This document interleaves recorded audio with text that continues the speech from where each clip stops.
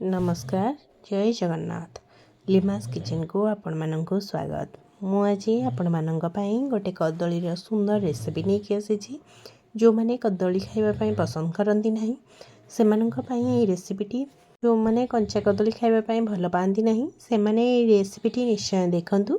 वीडियोटी को जमा भी स्किप करंतु नहीं, मूलरू शेष पर्यंत देखूँ। जदि वीडियोटी भल लगे ताहले रेसिपीटी निश्चय घरे बनातु एवं आपण खाइबा सहित अन्य मानक सहित शेयर मध्य करंतु। देखंतु प्रथमे मु एठी 4टी कंचा कदली नहीं। प्रथमे ताकू चोपा भल भाव छड़े नहीं, तापरे ताकू छोट छोट सरू सरू पीस रे काटी नेबी। जो भली भाव में आपण माने वीडियो रे देखुचंती ठीक से भली भाव में कदली को काटी नेबे। तापरे कदली को किछि समय पानी रे पकई नबा। तापरे आमे ताकू भल भाव में धोई नै कि गोटे प्लेट को बाहर करी नबा। मु एठी सबु कदली को काटी नै कि भल भाव में धोईकी गोटे प्लेट को बाहर करी नै छी। एबे सेथिरे स्वाद अनुसार लूण एवं हळदी गुंड, लंका गुंड, गरम मसला एवं गोटे चम्मच अदा रसुण पेस्ट ता सहित कॉर्नफ्लोर देकी भल भाव में गोळेई नबा। कॉर्नफ्लोर देला परे आपनको जदि अधिक सुखिला लागुथाय ताहले आपण अल्प टिके पानी नेकी कदली सहित कॉर्नफ्लोर को भल भाव में मिसई नेबे। तापरे गैस ऑन करी गोटे फ्राई पैन बसई नेची। सेथिरे अल्प किछि तेल देकी गोळे रखिथिबा कदलीर सब पीस गुडी को तावारे गोटे गोटे करी देई देइची। गोटे साइड रू भल भाव में भाजी गला परे आमे अन्य साइड के उल्टै नबा।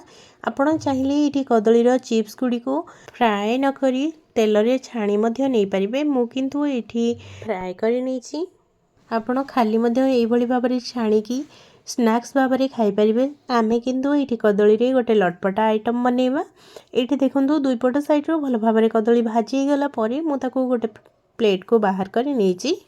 सबु कदली को बाहर करी नेला परे मु से करेई रे अल्प टिके तेल देई नेची। मु एठी सोरिष तेल व्यवहार करिछि। आपण चाहिए रिफाइन ले मध्य व्यवहार करि परिबे।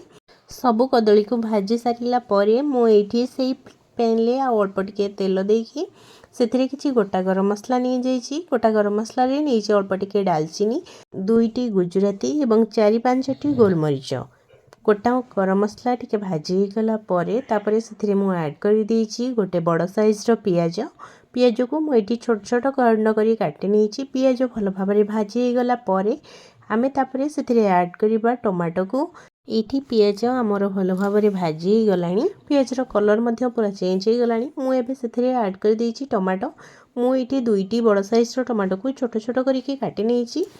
पियाज टमाटो को टिके भल भाव में गोळेई नेला परे आमे सेथिरे ऐड करिबा किछि गुंड मसला। प्रथमे मु एठी स्वाद अनुसार लूण नेछि।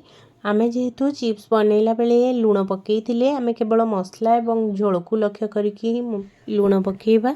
तापरे सेथिरे ऐड करिछि हळदी गुंड गोटे छोट चम्मच लंका गुंड एवं 2 छोट चम्मच धनिया गुंड, गोटे छोट चम्मच गरम मसला एवं गोटे बड़ चम्मच चिकन मसला दबा द्वारा तरकारी टेस्ट बहुत ही भल लगी थाए। एटा जमा भी कदली रे तैयारी हिची बोली आपण जमा भी जानि परिबे नाही। मु जेबे प्रथम थर पई रेसिपीटी बनैतिली मते तो बहुत ही पसंद आसीतिला।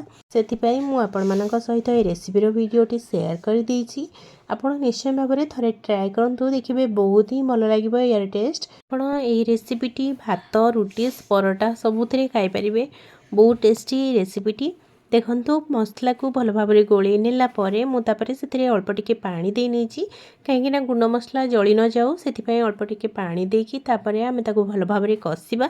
गुंड मसला भल भाव में टिके कसी गला परे आमे तापरे सेथिरे ऐड करिबा अदा रसुण रो पेस्ट। मो रेसिपी वीडियो जदि आपण माननकु भल लागु थाए ताहले मो चैनल को सब्सक्राइब करंतु, वीडियो को गोटे लाइक करंतु, जहा फल रे मु आपण माननक पाखकु नुआ नुआ सुंदर सुंदर वीडियो आनि परिबी।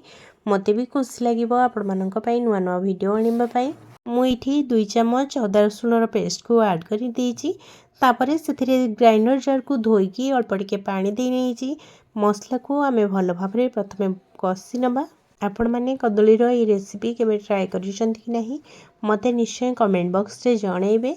कंचा कदली खाउ नथिबा लोक निश्चय ए रेसिपी की पसंद करिवे एवं आपनको पुणी थरे बनेबा पई निश्चय कहिबे। ए रेसिपी निश्चय थरे ट्राई करंतु, देखिबे आपन को बहुत ही पसंद आसो ये रेसिपी। आम ए चिकेन मसला ऐड कर आमको यहाँ जमा भी जना पड़ो ना जे यहाँ भेज कि नॉन भेज। आपन को पूरा नॉन भेज टेस्ट ही लगे ये तरकारी। ये देखो मसला आमर पूरा भल भाव में कषि गला मुझे से ऐड कर गोटे ग्लास पाखापाखि पानी। गोटे ग्लास पानी देकी भल भाव में मसला को पानी सहित मिसई नबा। कंचा कदली ये रेसिपी आम जमा भी झोल बेसी रखा ना लटपटा बनैबा आम रेसिपीटी को। से मुझे गोटे ग्लास पाखापाखि पानी नहीं जाइए। पानी भल भाव में फुटी आसला आम से ऐड करवा फ्राए करी रखिथिबा कदलीर चिप्स गुड़ी को। ये भल भाव में आमर पानी फुटी आसला कलर ग्रेवी रे केते सुंदर आसीगलानी आपड़ देखिक तो जानीपारे। मुझे सबू कदली चिप्स को ऐड कर देइछि। एबे मसला सहित चिप्स गुड़ी को भल भाव में मिसई नबा। तापरे किछि समय पाई आमे कवर करी नबा। चिप्स गुड़ी को आमर भाजिला बेले भल भाव में सीझी जाइछि। सेथिपई तरकारी बनैबा पई हमको बेसी समय लागिबो नहीं। बहुत कम समय रे तरकारीटी आमर रेडी हो जिवो। 5-7 मिनिट कवर करी नेला परे आमे ताको कवर कलिकी चेक करिबा जे तरकारी रे ग्रेवी केते अछि। जमा बेसी झोल रखिबे नहीं। जदि अल्प झोल अच्छी ताहले आपण देखिकी तो जानीपारे मोर केते अच्छी तरकारी रे झोल।